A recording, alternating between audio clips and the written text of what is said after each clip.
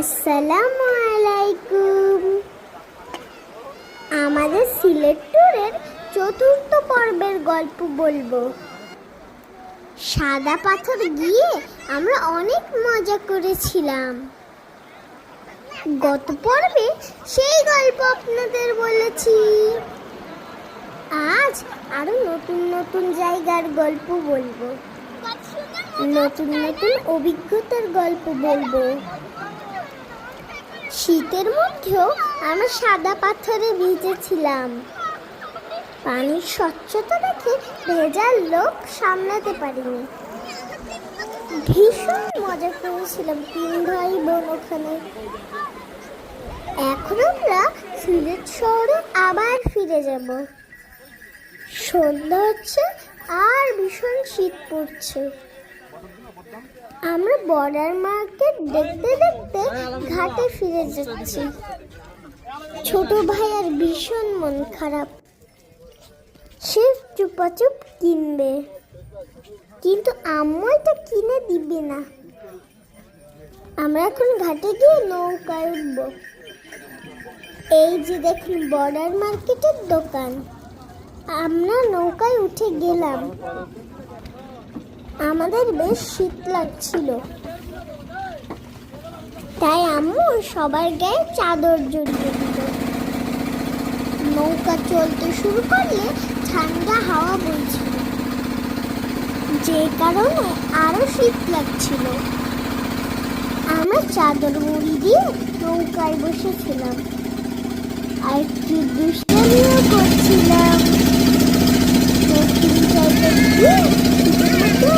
খুব ভালো লাগছিল, ভীষণ আনন্দ হচ্ছিল।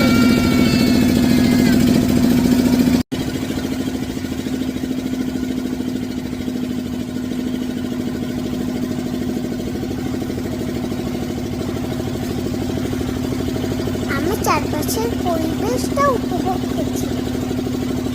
আমাদের জব্বর ক্ষুধা লাগছিল। এই যে আমরা ঘাটে পৌঁছে গেছি। এখন আমরা সিলেটের পানসি হোটেলে খেতে যাব।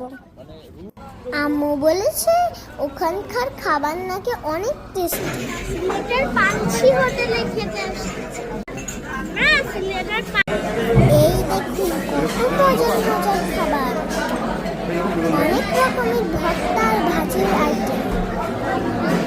আমরা অনেক মজা করে খেয়েছিলাম। ছুটির সময় হওয়াতে বেশি ভিড় ছিল, টুরিস্টদের চাপ ছিল ভীষণ। এরপরে আমরা হযরত শাহজালালের মাজারে গেলাম। আমরা মাজারের ভেতরে ঢুকে দেখব। এখানে হাজার হাজার পায়রা আছে। আমরা মাজার জিয়ারত করলাম। রাতের বেলা পায়রা ঠিকঠাক দেখতে পাচ্ছিলাম না, তারপরেও ঘুরে ঘুরে আমরা পায়রাগুলো দেখলাম। কত হাজার হাজার পায়রা এখানে আসে যে। আমরা খাবার খাওয়াতে চেয়েছিলাম, কিন্তু রাত হওয়ার কারণে হলো না।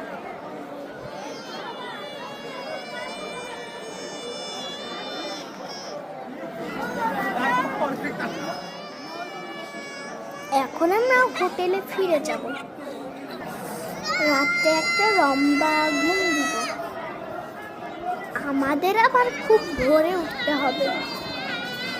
ভোরে উঠে আমরা লালাখাল আর জাফলং দেখতে বের হব। মাজার থেকে যাওয়ার আগে আমরা কয়েকটি ছবি তুললাম। ওখান থেকে আমরা টুকটাক শপিংও করেছিলাম। সবাই ভালো থাকবেন, বেশি বেশি ট্যুরে যাবেন। এরপরে সিলেট ট্যুরের আরো গল্প বলবো। আল্লাহ হাফেজ।